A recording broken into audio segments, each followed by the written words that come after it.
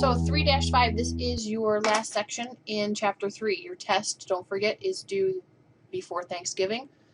So what we're going to look at here, the most important thing that we're going to do is make computations using the compound interest formula. I'm not going to really look at the derivation or how we end up with the formula. I'm just going to go ahead and give you the formula, and then we're just going to solve some problems based on that formula.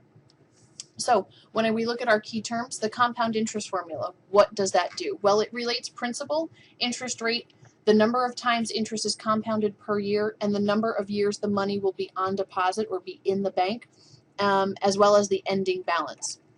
The annual percentage rate, or your APR, this is the annual interest rate to compute the interest. So this is the value that they use to actually tell you how much money you've earned. But there is a thing called annual percentage yield, and this takes the annual rate of interest that takes into account the effect of compounding, which usually when banks advertise the APY, they do it because it's higher. It's a little bit higher of a number, so it entices you to go with that account better. What are the advantages of using the compound interest formula? How did the use of computers make it easier for banks to calculate compound interest for each account? What has it done? How has it helped? Please fill this in your notes packet. Without the help of computers, how long do you think it would take you to calculate the compound interest for an account for a 5-year period? Now, looking at the ones that we've done, we've only had to do 1 or 2. The ones that we're going to see here, we're going to have to do it 4 times, and that's going to take us a little while. So as we do this lesson, come back to this question and fill it out. How long do you think it would take you to do one for 5 years? The compound interest formula. So we have B equals P times 1 plus R divided by N, all of that raised to the N times T. B stands for your ending balance. So after the compounding, after you've earned all of the interest, that's the value that you get. No more adding and multiplying and then going back and adding again. P still stands for principal, or the original balance, what you start with. R is your interest rate, again as a decimal always. N is the number of times interest is compounded annually. So if it's quarterly, that means it's 4. If it's monthly, that means it's 12. If it's daily, that's 365. If it's semi-annually, it's twice. And if it's annually, that means once. There's no longer an actual fraction here with the N anymore. It's just the straight number. And then T was your time as years. Example 1, we're going to go ahead and skip. So we're going to go on to the check your understanding. Rico deposits $800 at 3.87% interest, compounded quarterly. What is his ending balance after 1 year? So we're going to have to do this 4 times. And before I get into the actual formula, I'm going to show you how to do this without using the formula. So this way you really, really appreciate the formula that's coming up. So again, we take our principal, our interest rate as a decimal, and the time, which is a quarter, or 0.25. So with this one, in the first quarter, he earned $7.74. So after 3 months, his balance is $807.74. That's now what we use for the next quarter to calculate his interest rate.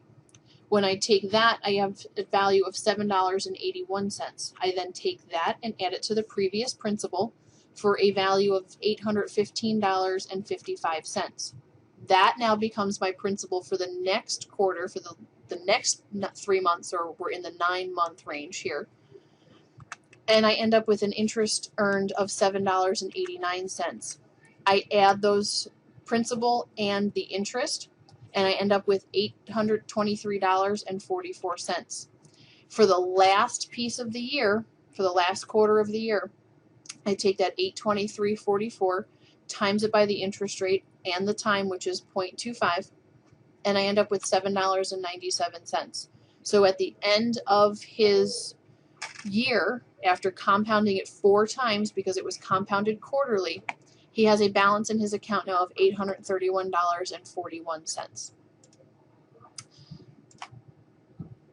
Example 2, we're going to go ahead and skip this. So with the check your understanding question, Nancy deposits $1,200 into an account that pays 3%, which is your rate, again converted to a decimal, compounded monthly, so monthly means 12 times in a year.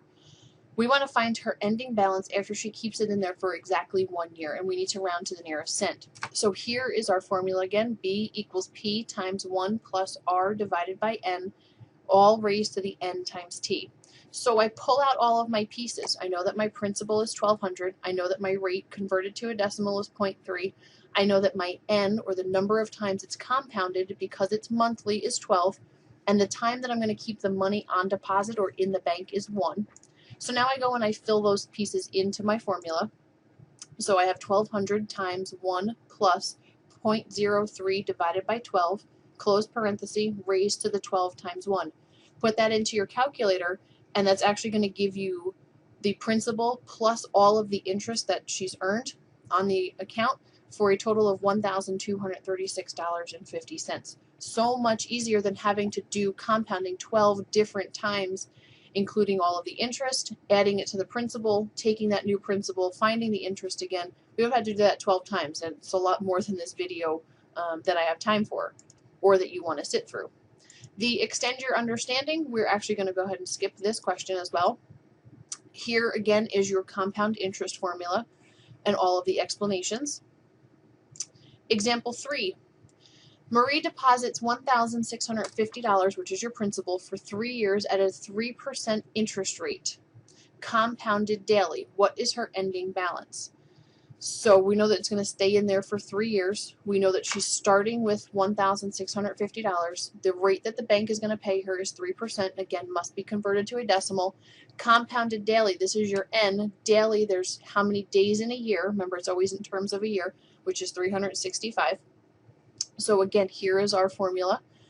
Pull out the pieces that we know. So 1,650, our rate is 0.03. The time that it's compounded is 365 times, and we're going to keep it in there for 3 years, assuming that all of these years are non-leap years. So all I do is I take my information, plug it in, make sure that you set it up correctly in your calculators. So again, use the alpha y equals to get your fraction, or use a lot of parentheses around each of these. And then your total balance in the account for Marie after 3 years of compounding is $1,805.38.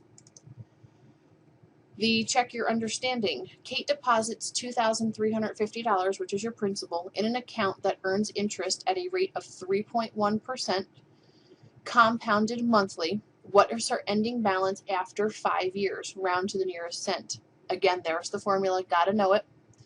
I pull out all of the important information. So the P, the R, the compounded monthly is 12, and the time that it's going to sit in the account is for 5 years, assuming that she doesn't take any money out and add any money. So again, plug all of those pieces in, P, R, N, and then N times T. Do that multiplication, and you end up with $2,743.45. The extend your understanding, we are going to skip that question. Another formula that you need to know for this chapter and for this lesson is the APY formula. When we did the key terms, I told you that this is including the compounding of the interest, so it's always a little bit higher when you see this percent at the bank. Here's the formula for it. Very simple to our compound interest formula. The only thing that was missing is the principal out in front, and I add this little piece right here.